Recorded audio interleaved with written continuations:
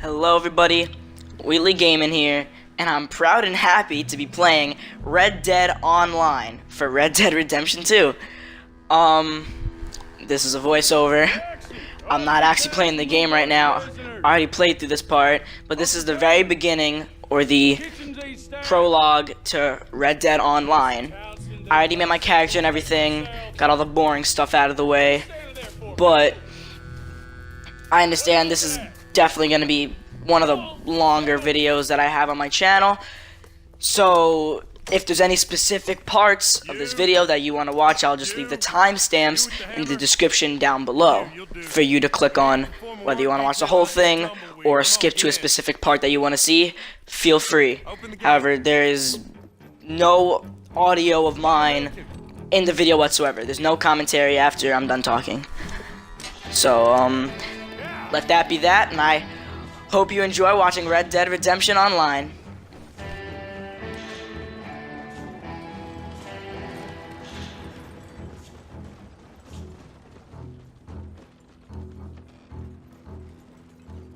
I tell you what, old Jameson is a wretched, sour old bastard, and no mistake.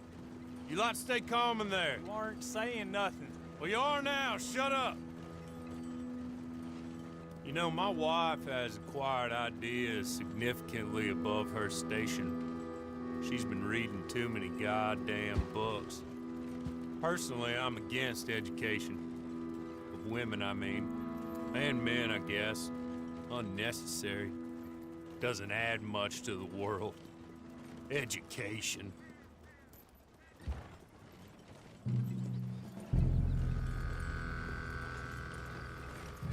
Good day, gentlemen. Oh, don't do anything stupid. Nobody gets shot. Act like fools, and the pair of you will be dead within a minute. Now, what are your names? Jenkins and Milliken. Well, Mr. Jenkins and Mr. Milliken, throw your guns to the ground and get on down here. That's it. Very glad to meet you. It's not worth being rash. You boys get paid a salary. You get that salary whether these people escape or not. Your wives presumably want you alive. Let them out. Now, please. Okay. Okay.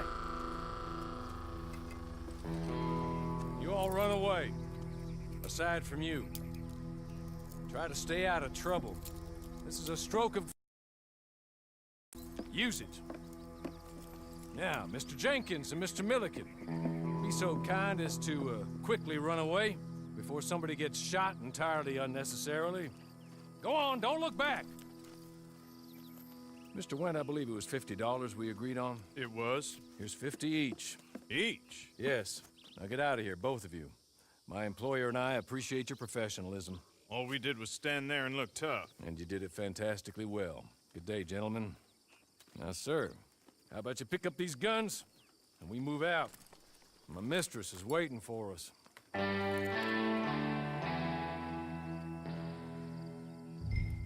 Come along. And you better get on this horse.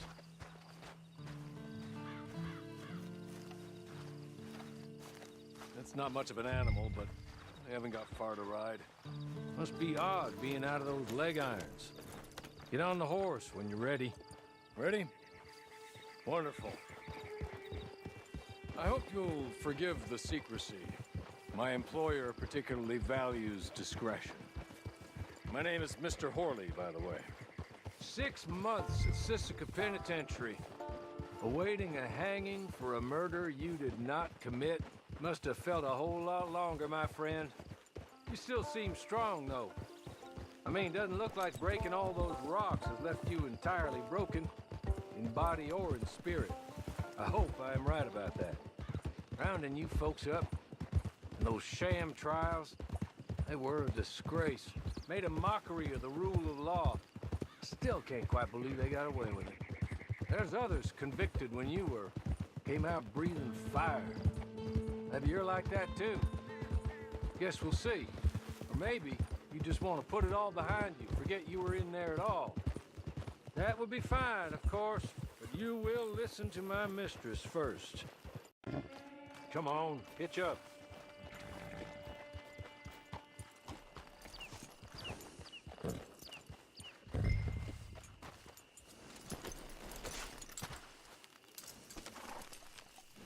This way. She's anxious to meet you.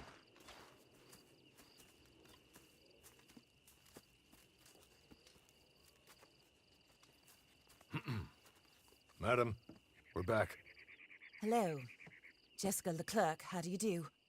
What did you tell him? Nothing, as we discussed. Thank you, Hawley. I do hope we haven't inconvenienced you dreadfully. But seeing as you were due to be hanged in a week, I'm sure you don't object too strongly. I know you're innocent. Well, not perhaps exactly innocent, but not guilty of what you were accused. I know you and those who were with you that died were little more than patsies, and that you were set up by one of 3 men or a woman, possibly by all of them. I can't be sure, but that is all I know so far. And one of these people also made Mrs. Leclerc a widow. And I will avenge my husband's death, so help me God. But I will not avenge it upon them who did not cause it, or caused it unwittingly. Anyway, I'm sure this is all a touch confusing and melodramatic. Where are my manners? Hawley, please show our guests to their tent and give them some fresh clothes to put on. Very good, madam. Then serve us both a little refreshment. Certainly, madam. This way. You'll find a change of clothes in there, alongside a few other items you might need, a lasso, a knife, and a lantern, I believe.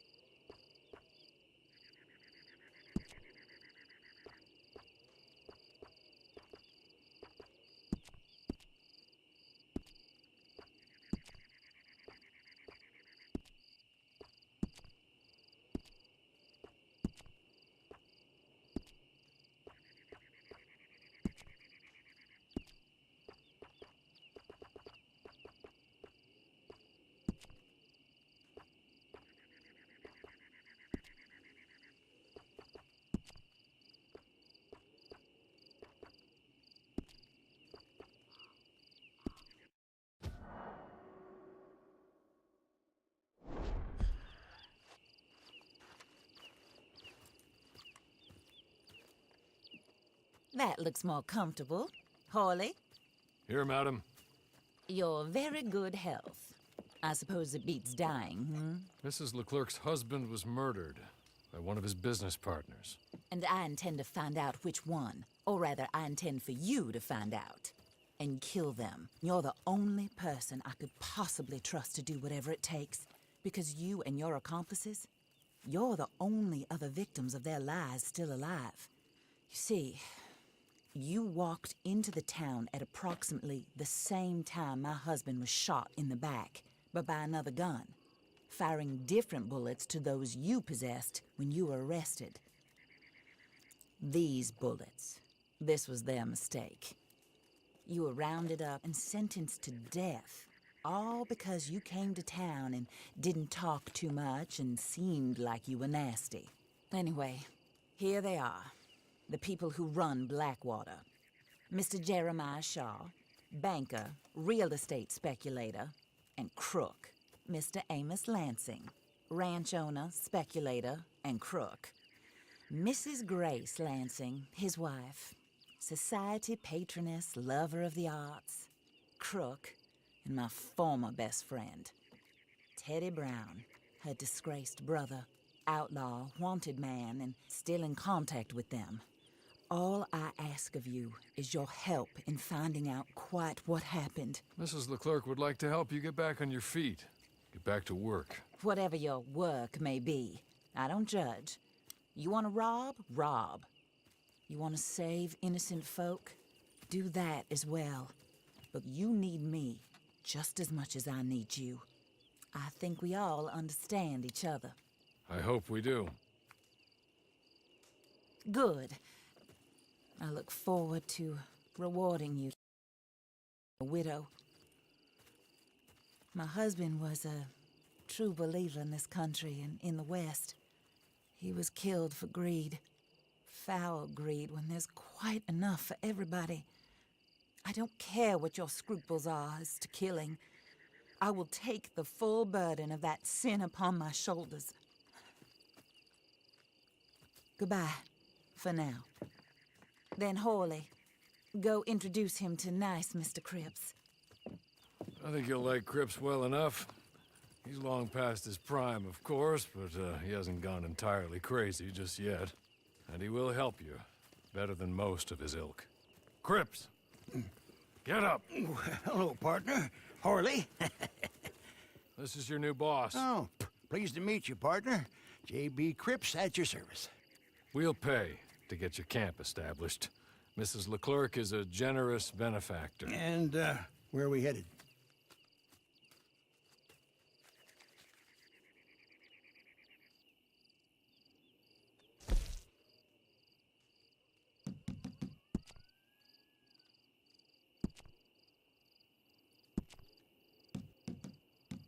Oh, sir.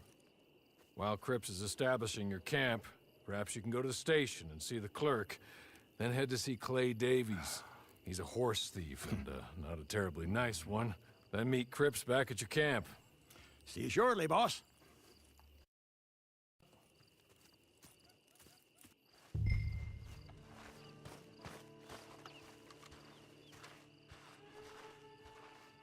I'm sure you're tired. Get this done and you can rest.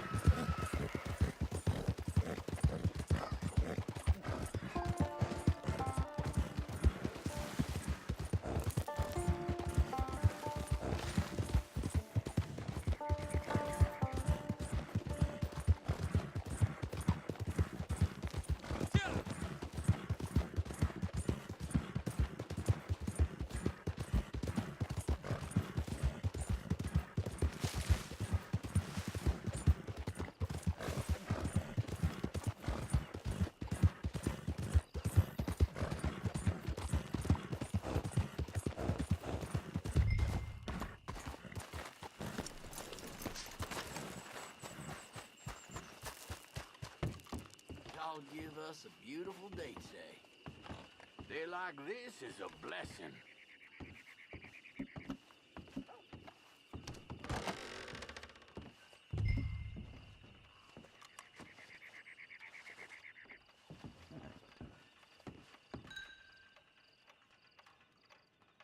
Hello. You must be Harley's friend. He's one of us. He said you also were a encouraged man. Encouraged, disappointed Alden. That's me. Anyway, it's a pleasure to make your acquaintance. I find your reticence charming. Real charming. By the way, I heard you might want to earn a little money. Well, some gentlemen have been robbing our stages, and they are not part of the club, if you catch my meaning. A catalog, the latest issue, just came into this armpit from a land more civilized. And if all works out well, my colleagues and I move around these stations as needed. And all of us are very discouraged. We will all help a fellow sufferer with pertinent information. Good afternoon, sir.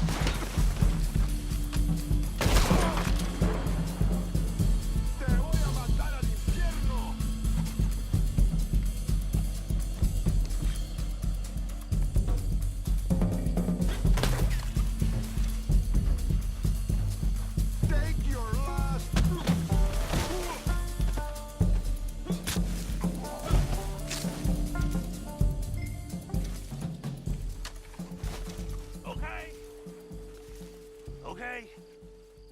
You're good. You're real good, friend.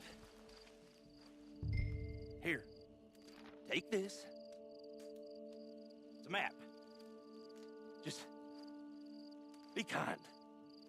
Don't kill me, please.